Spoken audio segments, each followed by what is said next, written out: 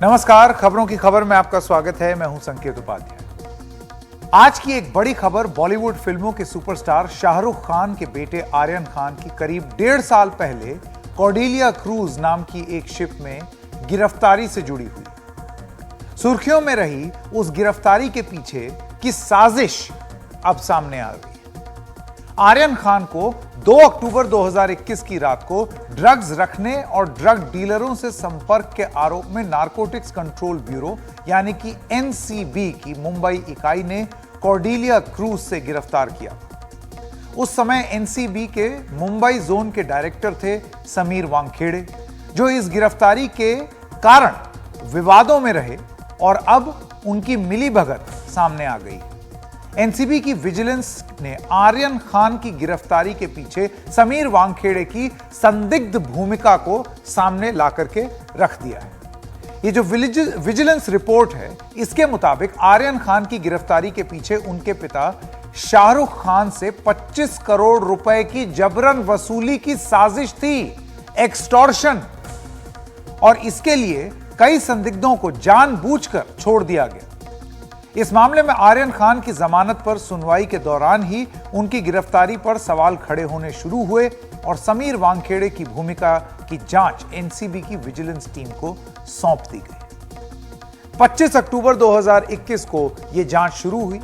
इस जांच रिपोर्ट में एनसीबी ने मुंबई जोन के तत्कालीन डायरेक्टर समीर वानखेड़े यानी कि अपने खुद के डायरेक्टर, सुपरिंटेंडेंट विश्व विजय सिंह और इंटेलिजेंस ऑफिसर आशीष रंजन के खिलाफ कार्रवाई की सिफारिश की गई। विजिलेंस जांच में पाया गया कि संदिग्धों की लिस्ट में शुरुआत में 27 नाम थे, लेकिन एनसीबी की जांच टीम ने उन्हें घटाकर 10 कर दिया। कई संदिग्धों को बिना किसी कागजी कार्रवाई के ही जाने दिया गया। अरबाज नाम के एक शख्स के जूतों में नशीला पदार्थ मिला, लेकिन उससे जुड़े दस्तावेज नहीं बनाए गए। अरबाज को चरस सप्लाई करने वाले सिद्धार्थ शाह को भी जाने दिया गया। जांच में यह भी पता चला कि संदिग्धों को स्वतंत्र गवाह केवी गोसावी की गाड़ी में लाया गया। रेड के दौरान केवी गोसावी को एनसीबी अधिकारी की तरह दिखाया गया, यानी कि आप सोचिए इतनी अनियमितता है। समीर वानखेड़े के कहने पर केवी गोसावी ने आर्यन खान को ये जो दफ्तर है, अफसर बनकर यहां से वहां पर खींचा, उन्हें धमकाया, उनके साथ सेल्फी ली। केवी गोसावी और उसकी सहयोगी सविले डिसूजा ने आर्यन खान के परिवार से 25 करोड़ रुपए वसूलने की साजिश रची। आर्यन खान को झूठे केस में फंसाने की धमकी दी और आखिरकार 18 करोड़ में यह डील हुई, यानी कि सीधे सीधे फिरौती का मामला, सीधे सीधे ये इस तरीके का मामला है कि एक्सटॉर्शन किया गया है। केवी गोसावी ने टोकन मनी के तौर पर 50 लाख रुपए लिया, हालांकि बाद में इसमें से कुछ हिस्सा वापस कर दिया। विजिलेंस रिपोर्ट में सामने आई ये बातें बहुत गंभीर है। ये रिपोर्ट विजिलेंस विभाग ने 11 मई को सीबीआई को सौंपी, जिसके आधार पर समीर वानखेड़े के खिलाफ ये एफआईआर दायर की गई है। जांच में समीर वानखेड़े से उनके खर्च का ब्यौरा पूछा गया, तो वो अपनी विदेश यात्राओं के खर्च का सोर्स ठीक से बता नहीं पाए। यह भी पता चला कि समीर वानखेड़े महंगी गाड़ियों की खरीद फरोख्त के एक प्राइवेट शख्स के साथ शामिल थे, यानी कि गाड़ियों का जो लेन देन होता है उसमें किसी के साथ शामिल थे, और इस बारे में उन्होंने अपने विभाग को जानकारी नहीं दी। विजिलेंस रिपोर्ट के मुताबिक समीर वानखेड़े, सुपरिंटेंडेंट विश्व विजय सिंह और इंटेलिजेंस ऑफिसर आशीष रंजन, इन सब लोगों ने अपने कर्तव्य को भूलकर आरोपियों से फायदा उठाने की कोशिश की। इस रिपोर्ट के आधार पर सीबीआई ने समीर वानखेड़े और अन्य के खिलाफ केस तो दर्ज किया, लेकिन उनके 29 ठिकानों पर छापेमारी भी की। विजिलेंस रिपोर्ट से साफ है कि समीर वानखेड़े ने अपने पद का भारी दुरुपयोग किया है और एनसीबी में रहते हुए वो एक्सटॉर्शन रैकेट चला रहे थे। समीर वानखेड़े एनसीबी के मुंबई जोन के डायरेक्टर रहे, जो देश की व्यापारिक राजधानी होने के अलावा एक तटीय इलाका होने के कारण भी काफी संवेदनशील है। समीर वानखेड़े के दौर में कई और हाई प्रोफाइल मामले सामने आए और अब उन सभी मामलों में नए सिरे से सवाल खड़े होने लाजमी है, क्योंकि जब एक में हुआ है तो इसी तरीके की सिमिलर गिरफ्तारियां जो हुई या जांच हुई उसमें भी सवाल उठाए जाएंगे। इस पर बात करने से पहले आर्यन खान की गिरफ्तारी और उस पर हुई सुनवाई की विस्तार से जानकारी आपको दे देते हैं। तो एक बार फिर से इस मामले के पास चलें। 2 अक्टूबर को मुंबई से गोवा जा रहे क्रूज शिप कॉर्डिलिया पर नारकोटिक्स कंट्रोल ब्यूरो ने छापा मारा, जिसमें सिर्फ 13 ग्राम कोकीन, 5 ग्राम मेफिड्रोन, 21 ग्राम चरस और एमडीएमए यानी कि एक्सटेसी की 22 गोलियां बरामद की गई। इस दौरान शाहरुख खान के बेटे आर्यन समेत कई लोगों को हिरासत में लिया गया। अगले ही दिन 3 अक्टूबर को आर्यन खान को उसके दोस्त अरबाज मर्चेंट और मुनमुन धमेचा के साथ गिरफ्तार कर लिया गया। उनके टेस्ट हुए। सभी आरोपियों को 1 दिन की एनसीबी की रिमांड पर भेज दिया गया। फिर 4 अक्टूबर को नारकोटिक्स कंट्रोल ब्यूरो ने मजिस्ट्रेट के सामने दावा किया कि आर्यन खान के फोन से ऐसे टेक्स्ट मैसेज मिले हैं जिनसे अंतर्राष्ट्रीय ड्रग्स तस्करी के संकेत मिलते हैं। अब आप सोचिए, आज ये सब पता चल रहा है कि ये फर्जी था, एक्सटॉर्शन की कोशिश थी और उस समय इंटरनेशनल ड्रग रैकेट से जोड़ दिया गया। कोर्ट ने एनसीबी को आरोपी को 3 दिन की अपनी रिमांड में रखने की इजाजत दे दी। 7 अक्टूबर को कोर्ट ने एनसीबी को आर्यन खान की आगे हिरासत नहीं दी और कहा कि जिस आधार पर हिरासत मांगी गई है वो स्पष्ट नहीं है। हिरासत में रखने से आरोपी के बुनियादी अधिकारों का हनन होगा। इसके बाद आर्यन खान को न्यायिक हिरासत में भेज दिया। 8 अक्टूबर को मजिस्ट्रेट ने आर्यन, अरबाज और मुनमुन की जमानत याचिका खारिज कर दी। 9 अक्टूबर को आर्यन ने इस दलील के आधार पर जमानत मांगी कि उसे गलत तरीके से गिरफ्तार किया गया है। कई दिन की जिरह के बाद 20 अक्टूबर को विशेष एनडीपीएस कोर्ट ने आर्यन खान की जमानत याचिका खारिज कर दी। 18 पेज के ऑर्डर में कहा कि आर्यन खान के खिलाफ सबूत हैं जिससे आर्यन खान के ड्रग्स सप्लायरों के साथ संपर्क दिखते हैं। 21 अक्टूबर को आर्यन खान ने बॉम्बे हाई कोर्ट में जमानत याचिका दी, जिसमें दलील दी गई कि एनसीबी ने उनकी व्हाट्सएप चैट की गलत व्याख्या की। 26 अक्टूबर को बॉम्बे हाई कोर्ट में जमानत पर सुनवाई हुई, जिसमें आर्यन खान के वकील मुकुल रोहतगी, सतीश माने शिंदे और अमित देसाई ने दलील रखी कि एनसीबी द्वारा गिरफ्तारी की गैर कानूनी व्यवस्था की गई है और यह गैर कानूनी है। एनसीबी की ओर से additional solicitor general Anil Singh ने यह दलील दी कि आर्यन खान से ड्रग्स जब्त हुई, वो ड्रग्स तस्करों के संपर्क में थे और उनकी गिरफ्तारी बिल्कुल सही। और 28 अक्टूबर को कोर्ट ने दोनों पक्षों की दलील सुनने के बाद आर्यन खान, अरबाज मर्चेंट और मुनमुन धमेचा को जमानत आखिरकार दे दी। इसके बाद 26 दिन हिरासत में रहने के बाद आर्यन खान और उनके दोनों दोस्तों को शर्तों के साथ जमानत दे दी गई। आर्यन खान मामले में समीर वानखेड़े की भूमिका पर जब सवाल खड़े होने शुरू हुए तो उनका तबादला चेन्नई के directorate general of tax payer services यानी कि DGTS में एडिशनल कमिश्नर के तौर पर कर दिया गया, ट्रांसफर कर दिया हूं। अब विजिलेंस रिपोर्ट के आधार पर वानखेड़े के खिलाफ FIR दायर कर ली गई। इस सब के मद्देनजर यह जानना बहुत जरूरी है कि समीर वानखेड़े दरअसल कौन और उन्हें कहां काम किया है, क्या है उनका बैकग्राउंड। समीर वानखेड़े 2008 बैच के इंडियन रेवेन्यू सर्विस के अफसर हैं।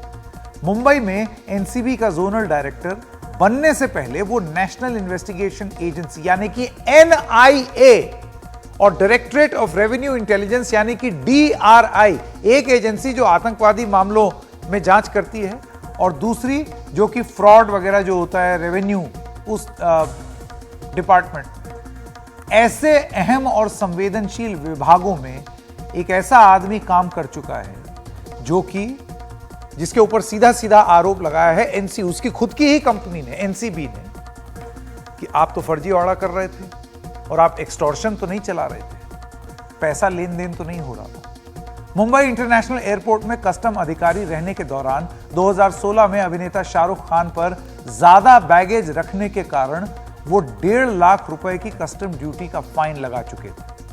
वो फिल्म और संगीत जगत से जुड़ी हस्तियों, जैसे कि अनुराग कश्यप, विवेक ओबरॉय, रामगोपाल वर्मा और मीका सिंह पर कार्रवाई करने के कारण भी सुर्खियों में रहे हैं। तो ये पहली बार उन्होंने सितारों पर कार्रवाई नहीं की है, पहले भी करते रहे। डीआरआई में तैनाती के दौरान ड्रग्स जब्त करने से जुड़े कई मामलों में उनकी भूमिका रही और उन पर कार्रवाई होना निश्चित है। सितंबर 2020 में जब वानखेड़े मुंबई के एनसीबी के जोनल डायरेक्टर के तौर पर नियुक्त हुए, तब अभिनेता सुशांत सिंह राजपूत की संदिग्ध मौत के बाद उनकी गर्लफ्रेंड रिया चक्रवर्ती पर लगे आरोपों की जांच में एनसीबी भी उतर आई। सुशांत सिंह राजपूत की मौत की जांच में ड्रग्स का एंगल भी सामने आया। इस सिलसिले में फिल्म जगत की कई हस्तियों को पूछताछ के लिए बुलाया गया। इसमें अभिनेत्री दीपिका पादुकोण, श्रद्धा कपूर, सारा अली खान और रकुल प्रीत सिंह ये सब शामिल थे। रिया चक्रवर्ती की गिरफ्तारी के मामले में एक आरोपी क्षितिज प्रसाद ने कोर्ट में आरोप लगाया था कि वानखेड़े ने उन पर दबाव बनाया कि अगर वो बचना चाहते हैं तो अपने प्रोडक्शन हाउस धर्मा प्रोडक्शंस के जो बॉस हैं करण जौहर, अभिनेता रणबीर कपूर, अर्जुन रामपाल, डीनो मोरिया, उनको केस में फंसा आरोप था। तब वानखेड़े ने इन आरोपों से साफ इनकार कर दिया कि मैंने तो ऐसी कोई बात ही नहीं की। हालांकि ड्रग्स तस्करी के मामलों पर नजर रखने वाले कई जानकार मानते हैं कि ड्रग्स तस्करों के बीच वानखेड़े का इन्फॉर्मर्स का नेटवर्क काफी मजबूत रहा है। उन्होंने मुंबई और गोवा में नारकोटिक्स के नेटवर्क का पर्दाफाश करने में काफी अच्छा काम किया, ऐसा बताया जाता है। वानखेड़े के दौर में बड़े बड़े ड्रग सप्लायर्स जैसे कि चिंकू पठान, फारूक बटाटा और दाऊद इब्राहिम के भाई इकबाल कास्कर के नेटवर्क पर कार्रवाई और गिरफ्तारियां भी हुई। ड्रग्स के कई अंतर्राष्ट्रीय गैंग्स का वानखेड़े के दौर में पर्दाफाश हुआ। अगस्त 2021 में वानखेड़े को एनसीबी की अपनी टीम के साथ गृह मंत्री का model for excellence in investigation भी मिला। एक तरफ model of excellence in investigation, दूसरी ओर एक्सटॉर्शन का आरोप। लेकिन उन पर सवाल तब ज्यादा उठे जब उनके दौर में ड्रग्स की छोटी छोटी जब्ती के मामलों में कई हाई प्रोफाइल लोग और आरोपी बनाए जाने लगे। वानखेड़े की नीयत पर सवाल उठाए गए। ऐसे ही एक केस में कॉमेडियन भारती सिंह को ड्रग्स लेने के आरोप में गिरफ्तार किया गया, लेकिन वानखेड़े ने कहा कि ड्रग्स से जुड़ा केस छोटा हो या बड़ा, वो एनसीबी की कार्रवाई के दायरे में आता है ताकि ड्रग्स के धंधे को पूरी तरीके से खत्म किया जा सके। हालांकि इस मुद्दे पर हमने 2022 में एनसीबी के महानिदेशक एसएन प्रधान से बात की थी। मई 2022 में उन्होंने वानखेड़े से चार्ज ले लिया था। वो ओवरऑल हेड है, वानखेड़े तो जोनल डायरेक्टर थे, एसएन प्रधान ओवरऑल हेड थे। और उनसे जब हमने पूछा कि ये क्या हो रहा है, तो प्रधान जी ने ये कहा कि एनसीबी की भूमिका बहुत बड़ी है। क्या उन्होंने बताया और एनसीबी वानखेड़े के राज में क्या कर रही थी, इसका भेद आपको जानना जरूरी है। सुनिए एसएन प्रधान की बोली। ये गुंजाइश पूरी रहनी चाहिए कि चाहे पुड़िया से शुरू हो लेकिन वो नेटवर्क और बड़े बड़े सिंडिकेट्स तक जाता हो। अगर ऐसा नहीं है तो उसको तत्क्षणात आप लोकल पुलिस को ही वापस कर दें और वो उनका काम है, वो लोग देख लेंगे। छोटे से बड़े केस पूरा दायरा लोकल पुलिस का है। वैसे भी 97 से 98% जो सीजर होते हैं पूरे देश में नारकोटिक्स के, वो स्टेट पुलिस करती है। बाकी 2 से 3% एनसीबी, डीआरआई, कस्टम्स इत्यादि करते हैं। तो स्पष्ट है कि हमारा काम कोऑर्डिनेशन का है। लॉ एंड ऑर्डर और नारकोटिक्स जो है स्टेट पुलिस का दायरा है, वो कर रहा है। उसको कैसी सुविधा दी जाए और उसको कैसे सहूलियत दिया जाए, उसको कैसे एक्सपर्टीज दी जाए, और उसके ऊपर पैन इंडिया नेशनल इम्प्लीकेशन के, इंटरनेशनल इम्प्लीकेशन के अगर कोई कांड है तो उसको हम लोग टेकअप करें, ताकि एक मिसाल साबित करें कि भाई इस देश को ड्रग के मेनेज से, नेशनल सिक्योरिटी के एंगल से, ऑर्गेनाइज क्राइम के एंगल से कैसे प्रोटेक्ट किया जाए। वो हमारा काम है एज अ फेडरल एजेंसी, ना कि छोट भैया केसेस के पीछे भागना। तो आपने सुना एसएन प्रधान क्या कह रहे हैं। छोटे छोटे 1 ग्राम 2 ग्राम पर संग्राम करने की जरूरत नहीं है, लेकिन कर क्या रहे थे समीर वानखेड़े? बिल्कुल यही। और क्या अब उन्हीं की एजेंसी ने यह पाया है कि वो शायद पैसा वसूलने की नीयत से यह सब कर रहे थे, और ऐसा जब वो कर रहे थे तो क्या अब बाकी सारे केस इस शक के दायरे में नहीं आते हैं? क्या ये सारे केसेस शक के दायरे में नहीं आते हैं कि आप प्रयास कर रहे होंगे कि किसी तरीके से वसूली कर लें। बॉलीवुड के लोग हैं, बड़े लोग हैं, अपनी इमेज को लेकर के कॉन्शियस हैं, निकाल ले जाएं इनसे पैसे। आर्यन खान की गिरफ्तारी के केस में समीर वानखेड़े की भूमिका ने उनके पुराने सारे काम पर सवालिया निशान खड़ा कर दिया। सोचिए, एक ग्लोरियस पास्ट रहा है, इतने सारी उनकी उपलब्धियां गिनाई, लेकिन फिर ये एक मुद्दा, ये एक इस तरीके का आरोप, और उन्हीं की अपनी एजेंसी जो ये आरोप लगा रही है अपनी जांच के बाद, वो आपका सारा ट्रैक रिकॉर्ड खराब कर देती। इन सवालों पर हमने दो खास जानकारों से बात की। पहले हमारे साथ हैं मुंबई के पूर्व कमिश्नर, पुलिस कमिश्नर और बाद में महाराष्ट्र के डीजीपी बने पीएस पसरीचा। पसरीचा जी, आर्यन खान की गिरफ्तारी के पीछे का सच सामने आ गया है। समीर वानखेड़े की जो भूमिका सामने आई है, क्या उससे बाकी जो केस हैं, उन्होंने जो डील किए हैं, उससे उस पर सवाल नहीं खड़े हो जाते? हाँ, वो तो हमेशा जांच होती है जब सीबीआई या कोई भी पुलिस एजेंसी जब इन्वेस्टिगेशन शुरू करती है, तो जब उसके अंदर से चाहे वो पर्टिकुलर केस से निकलता है, लेकिन अगर दूसरी चीजें निकलती हैं तो वो दूसरे केस भी होते रहते हैं। कई बार तो हमने बहुत बार ऐसा हुआ है कि एक एक्यूज को इंटेरोगेट करते करते हमने 12, 14, 15 केसेस और एफआईआर रजिस्टर कर दी है। जब हमें इंफॉर्मेशन मिली, देन हमने उनको दूसरे जगहों को पास कर दी, उन्होंने वेरीफाई किया, उन्होंने अपने रिकॉर्ड टटोले, उन्होंने कुछ फील्ड पे कुछ इन्वेस्टिगेशन करी, तो कई केसेस रजिस्टर हो गए थे। ऐसा बड़ी बार हुआ है और होता रहता है। मैंने एडवोकेट विकास सिंह से भी बात की, उनसे पूछा कि आर्यन खान की, बहुत बहुत धन्यवाद पसरीचा जी, आर्यन खान की गिरफ्तारी के पीछे का सच सामने जो आया है, उस पर वो समीर वानखेड़े की भूमिका या एनसीबी की भूमिका के बारे में क्या देखते हैं? आपको याद होगा, ये वही विकास सिंह है जो कि पहले सुशांत सिंह राजपूत वाले मामले में ये बात करते थे सुशांत सिंह राजपूत के परिवारजनों के हक की, उस पूरे मामले में। ये ड्रग्स वाला मामला भी सामने आ रहा था। तो आइए उनसे जानते हैं, विकास जी, आप इसमें एनसीबी की जांच की भूमिका किस तरीके से देखते हैं, और जो पिछले मामले हैं उनको आप किस तरीके से देखते हैं? देखिए, जहां पर की माल नहीं पकड़ाया गया या जहां पर की झूठा केस बनाया गया, उस सबको तो खोलना ही पड़ेगा, उनकी तो भूमिका देखी जाएगी। लेकिन जहां एक्चुअल पोजीशन मिल जाता है या जहां पर ऐसा एलिगेशन नहीं है कि प्लांट किया गया, कई बार क्या आता है, यही एनसीबी वाले प्लांट भी कर देते हैं। तो अगर वो प्लांटिंग का एलिगेशन भी नहीं है, अगर मान लीजिए अगर एक्यूज ये एलिगेशन भी नहीं डाल रहा है कि प्लांट किया गया है, वो केसेस तो चलेंगे अपने नॉर्मल। लेकिन जहां प्लांटिंग का एलिगेशन हो या जहां कोई भी ड्रग्स नहीं पकड़ाया है और ये इन्वॉल्व है समीर वानखेड़े, तो बिल्कुल उसकी फिर से वो होनी चाहिए, पूरी अच्छी तरह से जांच होनी चाहिए। क्योंकि मेरा तो ये मानना है कि ये जो कानून है ड्रग वाला, एनसीबी नार्कोटिक्स का, ये सारा कानून जो है पोजीशन बेस्ड है। इनफैक्ट जितना पोजीशन है उस हिसाब से सजा है। स्मॉल क्वांटिटी की सजा 1 साल, मीडियम क्वांटिटी की 10 साल, लार्ज क्वांटिटी की 20 साल। तो जब पोजीशन ही नहीं है तो फिर सजा भी नहीं है, और सजा भी नहीं है तो अरेस्ट भी नहीं होना। इसलिए इसमें तो अरेस्ट ही बिल्कुल गलत किया था, बिल्कुल बेबुनियाद था, और फैमिली को फंसा करके रखा कि हम छोड़ देंगे करके उन लोगों ने हाईकोर्ट नहीं मूव किया। इसलिए ये तो बहुत ही घोर अन्याय हुआ इस मामले में। नारकोटिक्स कंट्रोल ब्यूरो का जिक्र हमने इतनी बार किया है, तो यह बताना भी जरूरी है कि यह विभाग करता क्या है। आपको यह भी जानना जरूरी है। नारकोटिक्स कंट्रोल ब्यूरो देश में ड्रग्स यानी कि नशीली दवाओं से जुड़े कानून पर अमल और कार्रवाई करने वाली एक केंद्रीय एजेंसी है, सेंट्रल गवर्नमेंट की एजेंसी। देश के भीतर और अंतर्राष्ट्रीय स्तर पर नशीली दवाओं का धंधा बहुत बड़ा है और यह मामला राष्ट्रीय सुरक्षा तक से जुड़ा हुआ है। ऐसे में एनसीबी की भूमिका और भी अहम हो जाती है। ड्रग्स के बड़े बड़े रैकेट्स का पर्दाफाश और उन्हें जड़ से उखाड़ने में एनसीबी की बड़ी भूमिका है।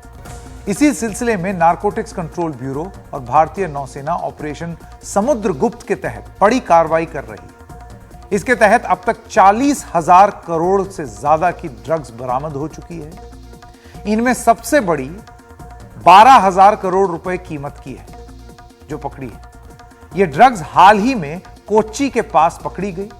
एनसीबी के मुताबिक नशीले पदार्थों की जितनी भी बड़ी खेप आ रही है, उनके पीछे पाकिस्तान का ड्रग्स माफिया हाजी सलीम है, जो पाकिस्तानी खुफिया एजेंसी आईएसआई को ड्रग्स तस्करी का पैसा मुहैया कराता है।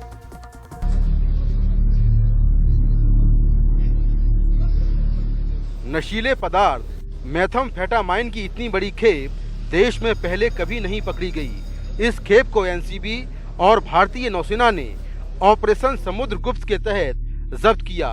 करीब 2500 किलो इस ड्रग्स की कीमत 12,000 करोड़ रुपए से अधिक है और ये पहला मौका है जब मदरशिप यानी पानी के बड़े जहाज में ड्रग्स पकड़ी गई है। इस मामले में एक पाकिस्तानी नागरिक को गिरफ्तार किया गया है। करीब 40 दिन से हमारी टीमें सी के अंदर थी और फिर हमें सफलता मिली और इस बार पहली बार ऐसा हुआ है कि हमने मदरशिप को पकड़ा है।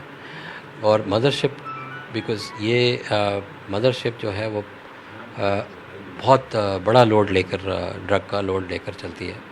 तो करीब 2 टन 3 टन 4 टन ड्रग निकलता है। तो इसमें इसलिए हमें बहुत बड़ी सफलता मिली है और 2.5 टन के करीब हमने ड्रग सीज की। ऑपरेशन समुद्रगुप्त जनवरी 2022 में शुरू किया गया था। इसके तहत हिंद महासागर से आने वाली छोटी नौकाओं और मदरशिप की निगरानी शुरू हुई। ऑपरेशन समुद्रगुप्त में अब तक लगभग 3200 किलो मेथाम्फेटामाइन, 500 किलो हेरोइन और 529 किलो हशीश जब्त की गई है। इसकी कुल कीमत 40,000 करोड़ रुपए से ज्यादा है। ये ड्रग्स अफगानिस्तान, पाकिस्तान और ईरान से सटे हुए कुछ खास इलाकों से आती है, जिसे डेथ क्रिसेंट कहा जाता है। एनसीबी के इनपुट पर श्रीलंका और मालदीव्स में भी इस ड्रग्स की बड़ी खेपें पकड़ी जा चुकी हैं। एनसीबी के मुताबिक पूरे देश में नशीले पदार्थों की जितनी भी खेप पकड़ी जा रही हैं, उनके पीछे है पाकिस्तान के कराची में बैठा सबसे बड़ा ड्रग्स तस्कर हाजी सलीम। सूत्रों के मुताबिक हाजी दाऊद का करीबी है और ड्रग्स तस्करी का पैसा पाकिस्तानी खुफिया एजेंसी आईएसआई को पहुंचाता है। वो सैटेलाइट फोन का इस्तेमाल करता है और कड़ी सुरक्षा में रहता है। हमने एक्यूज पकड़ा है। उनके स्टेटमेंट में उनका ये कहना है कि ये माल हाजी सलीम की तरफ से आया है। हाजी सलीम का सर क्या कौन है सर? ये क्या आईएसआई के लिए काम करता है क्या? हाजी सलीम मैंने जैसा बताया कि वो सबसे बड़ा सिंडिकेट रनर है और क्राइम प्रोसीड्स का कुछ पैसा इन लोगों का आईएसआई को फंड करने में इस्तेमाल होता है। हाजी सलीम के ड्रग्स के पैकेट पर कोड वर्ड लिखे होते हैं, जिनमें 777, 999, 555 और उड़ते घोड़े का साइन है। सुरक्षा एजेंसियों की माने तो हाजी सलीम पाकिस्तान में दाऊद इब्राहिम और आईएसआई के बीच की कड़ी है। वो नशे का सबसे बड़ा सौदागर है। अब जो पाकिस्तानी नागरिक पकड़ा गया है, उससे पूछताछ के बाद हाजी सलीम और उसके सिंडिकेट के बारे में जानकारी ली जा रही है। नई दिल्ली से कैमरामैन मोहम्मद मुर्सलीन के साथ मैं मुकेश सिंह सेंगर, एनडीटीवी इंडिया। तो आप ये समझ लीजिए कि एनसीबी का काम ये था। एनसीबी का काम है बड़े बड़े रैकेट्स का भंडाफोड़ करना, कई कई हजार टन ड्रग्स को पकड़ना, सिंडिकेट को तोड़ना। एनसीबी का काम यह नहीं था कि आप 1 ग्राम 2 ग्राम के पीछे भागें, आप सिनेमा जगत के सितारों को पकड़ें और उसके बाद अब जैसे कि जानकारी सामने आ रही है आप उनसे वसूली करें। क्या यही काम रह गया है एनसीबी का? और दूसरा बड़ा प्रश्न, आर्यन खान वाले केस में तो अब हमें यह पता चल गया, यह अपनी ही जांच में एनसीबी ने बता दिया है कि यह पैसा वसूलने का तरीका था। बाकी मामलों की जांच होगी या नहीं, या होनी नहीं चाहिए, यह एक बड़ा सवाल।